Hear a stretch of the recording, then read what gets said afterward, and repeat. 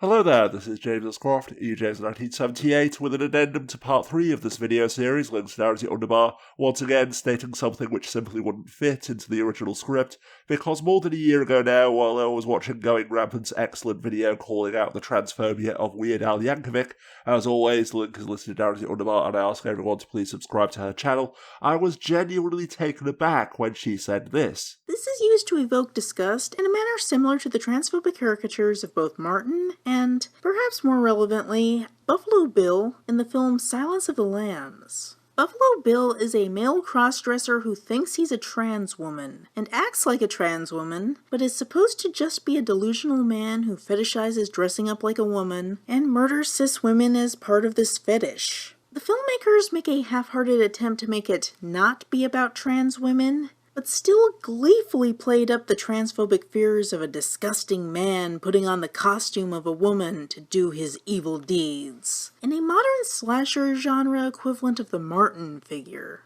Because wait, Silence of the Lambs is transphobic, literally stating as plainly as humanly possible that Buffalo Bill isn't trans, but that because he was systematically abused as a child, he hates his own identity, quote, he thinks he is, he tries to be, he's tried to be a lot of things, I expect. That isn't a clear enough declaration, and furthermore, the fact that in total defiance of the transphobic lies that A, trans women are all traumatized cross-dressers and sexual predators who fetishize womanhood, and B, trans agenda-driven doctors give gender reassignment surgery to any male who ever wears pink, the protagonist's character is able to track him down precisely because every doctor providing gender-affirming care would realize that he wasn't trans and refuse to treat him, meaning that literally all the FBI agent had to do was search the medical records of the 3 main gender-affirming clinics in the country to find the one guy who kept showing up insisting that he was trans and being turned away. All of that is merely a half-hearted attempt to make this film not be about trans women. Of course, the reason why I was shocked by this declaration was because even more than 25 years ago, when I first watched this film as a teenager, I immediately understood and accepted that no, he's not trans, at least in part because I don't fear and am not disgusted by the thought of men pretending to be women on any kind of deep emotional or existential level. However, literally 2 seconds after Going Rampant made that statement in her video, I was kicking myself for my naivety, because during the 10 plus years here on YouTube that I've been working to understand what we describe as the right, the far right, and moderate liberal centrists, I've been repeatedly confronted with the irony that, as I explained in detail in part 2 of this series, the people who yell facts don't care about your feelings are motivated entirely by their feelings, genuinely living in mortal terror of whatever leftist boogeyman onto which they're projecting their existential fear of not being special anymore that week, and as such, never actually giving a flying fig about trans women,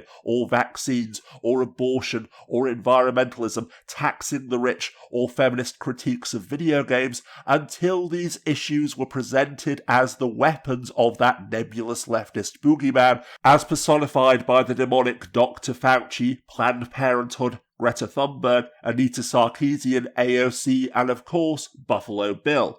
Remember, critical race theory has existed since the 1970s, but no one outside of graduate schools had ever even heard of it until the far-right consent manufacturing machine needed a new boogeyman. The point is, the Daily Mail listed some out-of-nowhere hypotheticals like burger rationing, and Fox News ran with it as if it were an actual proposal. They created a narrative. Biden is out to steal your hamburgers. He's the Hamburglar.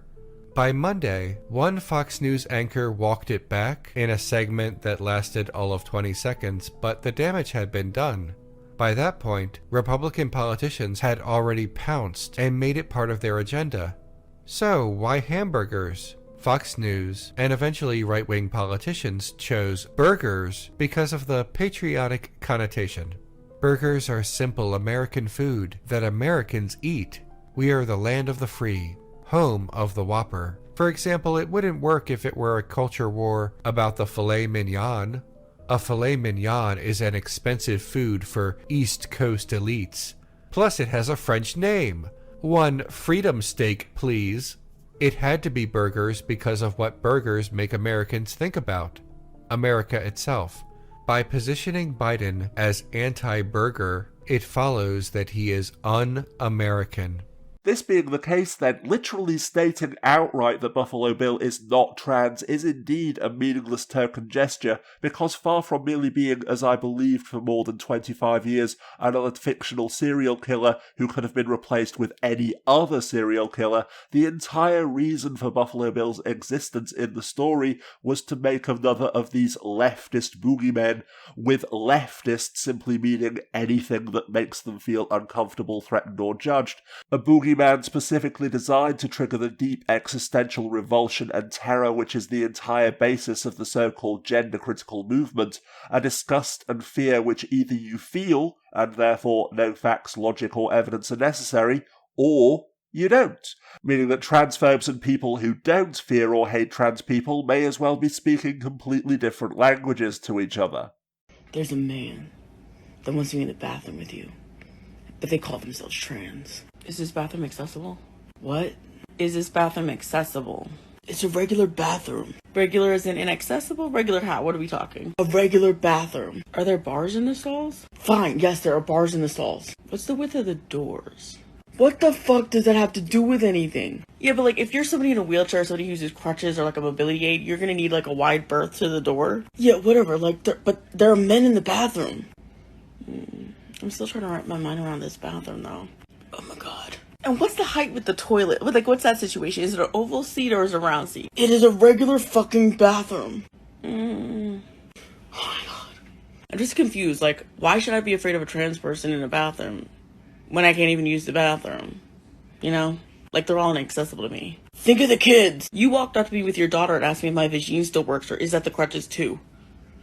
Having deliberately set out to terrify and disgust its audience, the undoubtedly I'm not transphobic but creators of The Silence of the Lambs, because seriously, you cannot tap into this kind of subconscious terror unless you feel it yourself, created the perfect boogeyman for transphobes, just as equally talented I'm not racist but filmmakers would in a hypothetical slasher movie version of Soul Man, in which a white kid poses as a black man in order to rape and murder white women while eating fried chicken and watermelon, listening to gangster rap, living off of welfare, voting illegally twice for Obama, and ticking off every other racist stereotype on the list, with once again the fact that he's actually white merely giving a veneer of plausible deniability to a film which is built upon exploiting the definitely not racist existential terror of its hashtag colorblind white audience.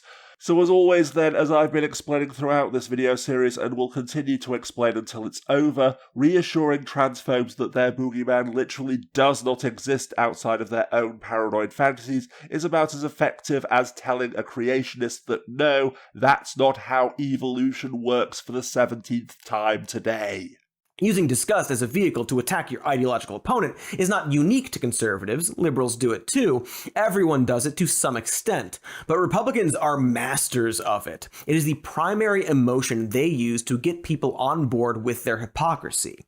Abortions are fine when Republican men do it because they're not disgusted by Republican men having affairs. They're disgusted by women having sexual autonomy. Ben Shapiro can be more critical of Lizzo than actual anti-Semite Kanye West because Lizzo is a large woman who is confident in herself and her sexuality, and conservatives believe that is more worthy of disgust. Matt Walsh's groomers argument works against trans people because bigots are disgusted by anyone who is not cis and heteronormative, but he and other conservatives can be literally advocating for child labor or be literal groomers because they aren't who conservatives have been trained to be disgusted by. This is why they don't care if you point out the hypocrisy, because disgust is a more powerful emotion than, oops, I'm not being logically consistent.